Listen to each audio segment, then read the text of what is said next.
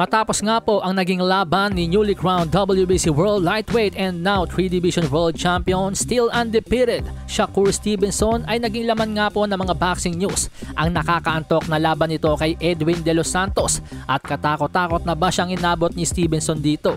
Isa sa mga pumuna sa nakakaantok na laban niya ay ang Golden Boy superstar King Ryan Garcia.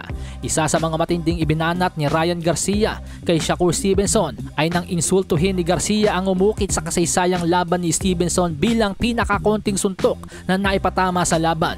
Actually, si Edwin De Los Santos po ang bumasag ng record na yan ni Rigondo. Pero dahil si Stevenson ang bida sa laban, siya ang nasisisi ng mga tao. Banat ni King Ray: "We broke records and made life-changing money. You broke a record of the least punches ever landed in a 12-round fight and made not even 10% of what we made. Quiet your mouth, kid." Oo nga naman mga amigos, dahil yung laban ni Ryan Garcia at Gervonta Tank Davis ay nakapagtala ito ng 1.2 million pay-per-view buys at di hamak na mas ma-action talaga. Pero hindi po nasikmura ni Shakur Stevenson ang pang-iinsultong ito ni Ryan Garcia sa kanya. Kaya naman sa latest post ni Stevenson sa kanyang social media: "Para magkaalaman na, pwede tayo ang susunod na maglaban. Pangakong hindi kita tatakbuhan."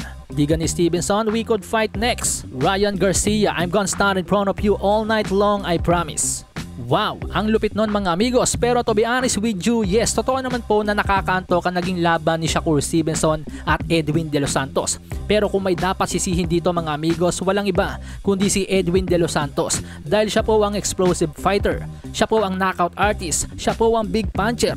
Alam ng lahat na ang skills ni Shakur Stevenson ay hindi po nakadepende sa lakas ng kanyang suntok, kundi sa galing ng kanyang footwork, defense and counter punching ability. Ang problema, si Edwin De Los Santos na kilalang sugod ng sugod, may bilis, may lakas plus magandang footwork, parang siya po yung takot ma-counter ni Shakur Stevenson. Kung sinasabi niyang mahina sumuntok si Shakur Stevenson, bakit natakot siyang pumasok ng pumasok? Bakit takot siyang ma-counter? Samantalang kay Rayo Valenzuela sugod siya ng sugod. Yan po ang totoong dahilan mga amigos kaya't hindi po naging ma-aksyon ang sagopaang Shakur Stevenson at Edwin De Los Santos. Kung nag-alamarcos may dana lang sana itong si Edwin De Los Santos, makakakita po sana tayo ng napakagandang laban. At sa mga nagsasabing takbo daw po ng takbo si Shakur Stevenson, hindi po totoo yun mga amigos kahit panoorin nyo ang buong laban. Ang step back na kanyang ginagawa ay part ng defense po yan mga amigos. Even Manny Pacquiao, pag sinugod siya, nag-i-step back din siya. Even Arthur Beterbiev na halimaw at KO artist, nung sinugod siya, step back din siya. Hindi po pwedeng pwersahin mo ang isang boksingero na gawin ng estilong hindi naman niya gamay. Para mong pinilit si Shaquille O'Neal na tumira ng 3 points niyan.